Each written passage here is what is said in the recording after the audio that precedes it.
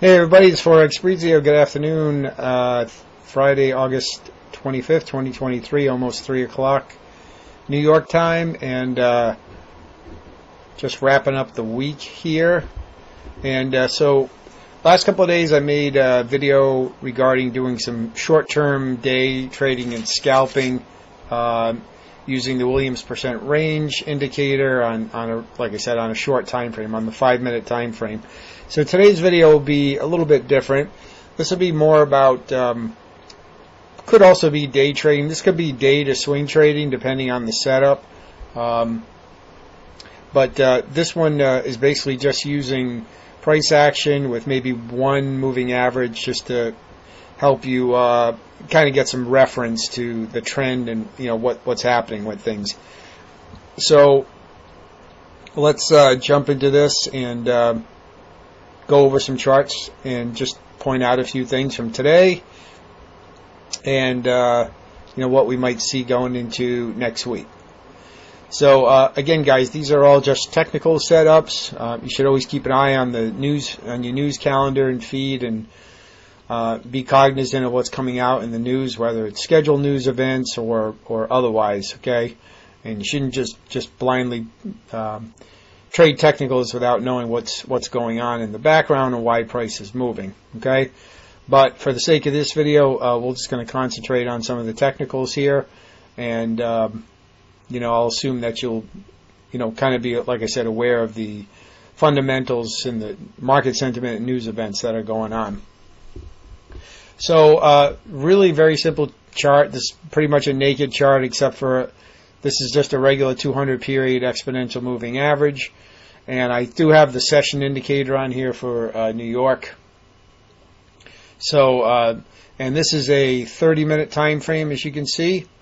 All right, so that's why these boxes look pretty small, because this is 30 minutes. So you can see we have, about a week of New York sessions showing on here. And, of course, the in-between Asia and London sessions. So, essentially, guys, what you're looking for here is just trending markets and places you can get back in. So, this is the pound USD. And you can see through here we had pretty much sideways price action. You can see the moving average pretty much flat and cutting right through the price, where the price is just kind of cutting back and forth through the moving average.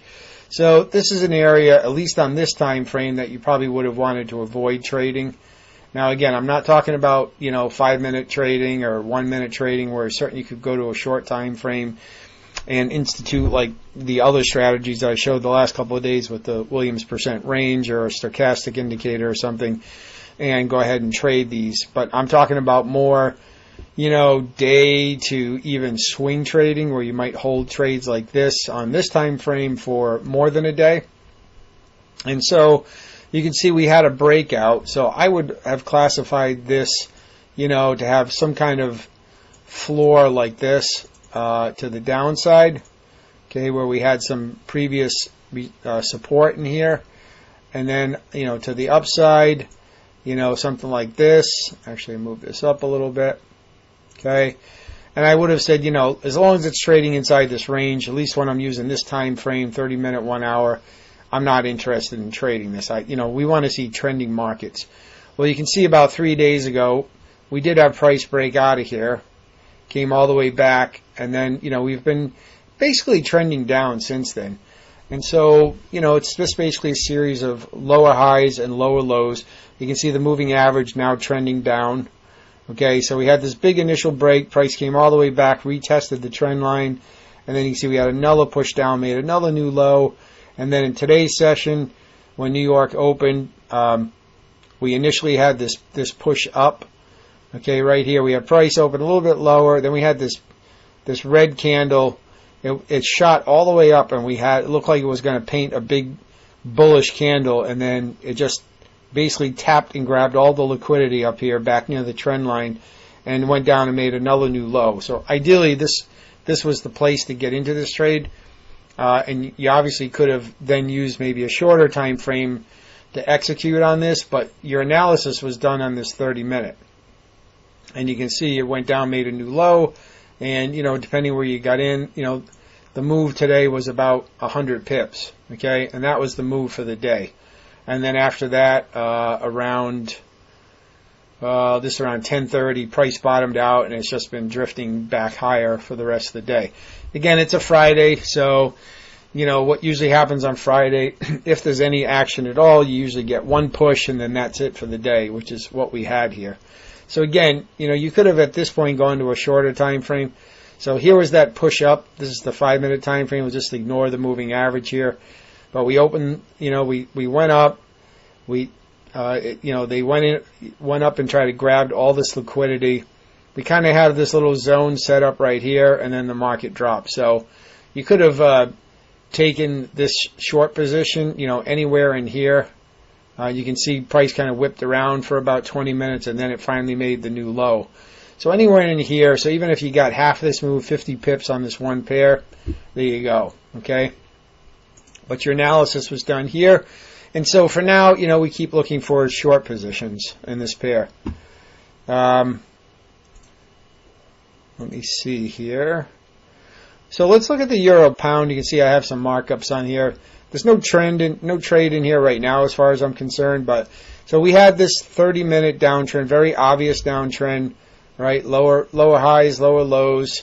We had lots of opportunities to get into short positions. And again, when the trend is really strong, what you'll notice is that there'll be a time frame from one time frame and higher where price won't get back to the moving average.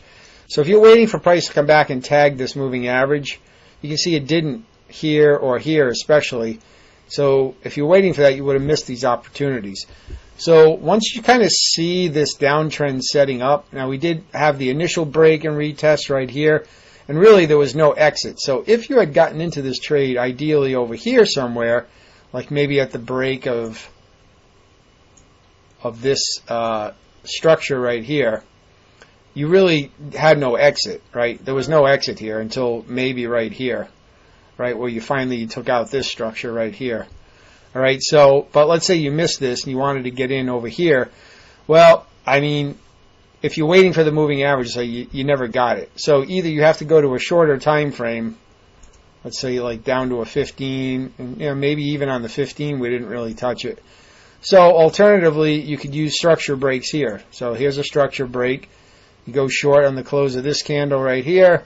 You can see there was a fake out here and a fake out here, but finally we broke right here. We had one little retest and then it went. And then back. If you missed that one, then you had another opportunity right here. Okay, so it's just basically simple breaks of structure in an established trend. But you can see what happened once we got down here. Price made this new low, and then we broke higher. Very bullish price action, right? Just shot right out of these lows. All right, it took us a nice close well above the moving average, and then we came back down, retested it. All right, bounced off, basically off the moving average. Same thing again here, and then we went higher again. Now, this is not super bullish in terms of how strong this movement is. A lot of wicks. So I'm not saying that this is going to now establish a new uptrend, which is why I have lines drawn here. But we're at an interesting area now. So you can see I drew two horizontal lines. And I basically have captured, the range right now. So this is the low end of the range right here at this support level, and I drew it out. And now we have this high end of the range right here. So I'm looking for either, and I need to move this. I'm basically looking for price to either, come down and resume this, that this was just a big corrective move, have it come down and resume this downtrend. And if you want to be really conservative, you'd wait for it to take out this structure down here. If you wanted to be more aggressive, you could try to, take it out as if it breaks this structure right in here to the downside, whatever you want. Or is it going to start a new uptrend? You can see the moving average is starting to slope upwards a little bit, and you can see we've been respecting it here for the last couple of retests. So I would expect maybe a push down and then a bounce up if that's the case, which I drew this last night. We actually did get a little push back down. Never made it back to the moving average, but during the pre-New York session, we did have price try to work its way back again, and then it snapped right back, and we're kind of back to this resistance level. So this is one to keep an eye on, where there might be some kind of breakout on this at some point. But this was an existing trend that, may or may not be ending. Just because you get price to break above this moving average like this doesn't mean the trend's reversing. Okay, it could just be a bigger pullback and maybe something you could see on a larger time frame, which is why you still should be peeking at your higher, and especially your higher time frame, just to kind of see where you're at. But clearly, there's a lot of buying interest at this level. You can see how much different this looked versus these little pullbacks in here, which were pretty small, right? Not a lot of buying interest right here. But this is quite different, right? It actually gapped a little bit right here. And, these very strong bullish candles, this is done by large traders and banks, okay? This is not retail buying right here. Okay, so anyways, so it's, the euro pound is kind of one to keep an eye on. If you take something like the Aussie dollar, again, this one kind of respects the trend line a little bit better. But here's all areas in here during this downtrend. Okay, then we made this new low, and then we kind of consolidated, and we broke through, and then we did end up making a new low. You can see I had this structure. I actually did take this trade. It was a short-term trade, but I did get in. As soon as I saw this red wick start to paint, I got in, and I think I got like 25 pips out of this move. It's pretty small, but for a Friday and considering it, it was okay. So right now you can see we broke through, and now we've pulled back inside the range. And you can see I also drew the range here. This was our most recent support zone, and this was our upper boundary of the move to the upside. So as long as price is now inside this range again, I'm kind of just putting this one on a watch list. My bias on this is that since we did get this break down through the support level, that this is just basically a retracement of Friday afternoon, drying out of market. And so eventually what we'll see next week is, an eventual push back to the downside. That's if I had to take a bias on this, that's what it would be. But as long as we remain inside this range, with the trend line kind of flattening out and the price kind of moving in between it, then to me, at least, again, for a 30-minute time frame analysis, there's no trade here. Okay? What else? Aussie Swiss is kind of a mess, but it's a little bit kind of like the, what were we looking at here? The euro pound, right? Where we were in a downtrend, and now are we possibly moving back up? We had an impulsive move back above, then we kind of respected the trend line, and we kind of came down again. We had a little fake breakout to the downside, but it snapped right back. So I'm watching this area, and again, we're trading right around the trend line, and we've got a major zone down here to the downside, and we've got a little minor zone right here. So it's a little bit ugly, but we're looking at this closely. So.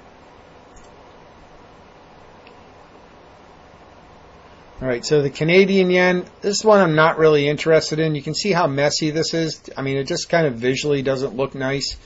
You can see, we're moving on either side of the moving average. The moving average is not really trending one way or another. I guess you can say it's a little down, but it's mostly flat. And price is going through, back up, and now we're just completely consolidated in here. Okay, so so anyways. This is one I've just kind of put on the shelf right now. All right, dollar CAD and dollar yen are continuing uptrends. We see we had a nice little retest earlier today for a long on this pair, and this would have been the place to get in as it came back and retested, and potentially on a shorter time frame to try to find a better entry here. It's kind of the same thing on the dollar Canadian. Okay, so the the euro Aussie, we had this uptrend going, then we had a pretty decisive break, okay, to the downside. Now you can see on this downward move, we came back to this previous low over here, and now it looks like we're working back up. So now we're back around the trend line again. All right, we do have this little structure area right here, ranging area. We broke out. Now we're back inside of it again. So now the question is, are we going to get a move back above, retest, and then go higher and resume this uptrend, and this was just a correction? Or are we going to sit here and we're going to wait for a potential break back below this structure for a new downtrend? The moving average is starting to trend down. So this one's on a watch list. It is still just trading inside this range. I mean, I guess theoretically at this point you could say, you know, this is our range now, right? If you wanted to really sharp, you know, broaden it up, you can say, here's your range right now, okay? And we'll just keep an eye on this, all right? So I'd like to see, you know, a break and retest, you know, of this area. Something like this. Sorry, some of these lines I drew last night. You know, and then, you know, a bounce higher. You know, or are we going to just break down here and take this area out and go lower? Okay? So the Euro Aussie I'm also watching. And I think you kind of get the hint, guys. When you start trading on these higher time frames, you have to understand you're not going to get as many trades. You're going to have to be patient. But when you do finally get a good signal and a good setup, they should be good trades. I mean, of course, you're going to be wrong sometimes. And you also have to watch your stop losses because, of course, this is a 30-minute versus a 5-minute chart. It's still not a really long time frame. But, you know, your stop losses are going to be bigger if you're putting them at swing areas than if you're on a 5-minute. So you have to be just aware of your risk management. But again, if you catch a good move, you should be able to hold these trades for at least one session. Again, today being Friday, really nothing moved all that much today. And so that's pretty typical for a Friday. You can see we really didn't do much today at all. Euro dollar, again, the euro dollar is a lot like the pound dollar. We did have this tag of the moving average, and then price moved down, made an equal low. I actually took this trade too and got out of it down at the low. Okay, so that is there, but you can see it just hit that low and then bounced right back, and just there was no follow through. So, but again, I think a lot of that is just, you know, that it's Friday. All right, and Aussie Canadian, I think we already talked about this, or maybe not, but you know, we had a downtrend and now we broke through. We had an impulsive move up, retesting the structure area again. Okay, so we have a high structure and a low structure. Now we're trading inside of it. This is kind of like a little inside structure right in between here. And so we're going to watch this. Are we going to get, you know, a break, retest, and go up? There is some fundamental reason to think the Aussie is going to strengthen, so we'll see. Or are we going to just fail here and, you know, take out this structure and continue this down move? So we'll keep an eye on it, but there's nothing to do in this right now as long as it's trading inside of this range. All right? So there's a lot more waiting with this, but you got to remember that, like I said, there's more waiting, but the trades that you do finally get when there's confirmation should be better trades. But you got to be patient and, you know, not get FOMO and not just react as soon as you start to see price do something and think you're going to be clever and jump in way ahead of time, because you do that more often than not, you're probably going to be disappointed. Let the market tell you what it wants to do and come to you. If there's going to be a trend, especially if there's going to be a reversal, let's say in this case, right, this was going down. Let's say this is potentially a reversal to start going up. I don't know if it is at this point, but let's say it does. Well, this is just starting, right? This is just forming a little base right here. And this will be a big uptrend that will start. So it doesn't matter if you get into it right here or up here somewhere. It doesn't matter, right? Because if it's going to establish a new trend and go up, you're going to be able to stick with it for quite a while. So just let it come to you. Again, this is only a 30-minute chart, so it's still a pretty short time frame. But it will take longer for things to develop on here because, again, you're only painting, 2 candles an hour. So you do have to, be patient and, watch your structure levels. And, again, you can use the moving average as kind of a reference point. Sometimes price respects it, sometimes it doesn't. But it's a good reference point just to look to see what price is doing. Helps you visualize, trending markets versus sideways markets. And like I said, maybe give you a reference point for where there's potentially a reversal starting. So, or at least a big pullback. So that's why I use the moving average. And again, it's just a simple 200 period exponential moving average, nothing fancy. So, all right. And that's it. But you can see there's no other indicators. You don't need that session indicator. I just, again, have it for back testing purposes and just seeing what price does during the New York session. for the last week or so, but you don't need that. I could take that off and just use the moving average, the price action, and just draw, trend lines and structure lines like this. So, all right. So, so this is, for you guys that don't necessarily want to trade on a really short time frame and have that pressure of scalping and quick in and out trades that you have to do on there. If you got a little bit less time to look at charts, this is definitely something to consider. Simple, trend following. It's not really a moving average strategy. To me, a moving average strategy are like crossover strategies, moving average crossovers. But that's not what this is. The moving average is just a single moving average, again, for reference purpose. And again, you could do this on a higher time. You could use the 1 hour chart. I just like the 30. Obviously it's a little shorter, so it's a little more reactive, and you don't have to wait as long. But you could use a 1 hour chart. You could do this on any time frame, a 4 hour. So if you wanted to do more swing trading, you could do the same kind of analysis on a 4 hour time frame. So, but again, this is more for day to light swing trading for this particular time frame on the 30 minute. So, all right. Anyways, guys, I'm going to leave it there. Just something else. I throw all these out there just so you can get some ideas of what's better for you based on how much time you have to trade and what your personality is, and whether you like to use certain indicators or no indicators, or just reading price, and depending what time of day. And that's the other thing I wanted to tell you. You potentially could trade this strategy on any session. Okay, now again, the Asian session is pretty light volume, so you have to kind of keep that in mind if you're going to trade in Asia. But sometimes these signals will, especially on these like shorter to medium time frames, sometimes the signals will come during the Asian session, especially if there's an Asian currency involved, like the Aussie, the Kiwi, the yen. You may actually have an opportunity during the Asian session to get into a trade, whether you only hold it through Asia or whether you let it run into London and into New York. That's another question. But the nice thing about this is sometimes the signals do happen in other sessions. And so for me, I can trade New York and Asia. I don't really generally like to trade Asia because, again, the volume and the liquidity is just not there, and it's very hard to get any follow through on anything. But that's nighttime where I am, early to mid evening, so I certainly could do it. So this is a strategy I could trade on that time frame, okay, during that session. And but again, I prefer New York. I don't trade London generally because I'm just not up at that time.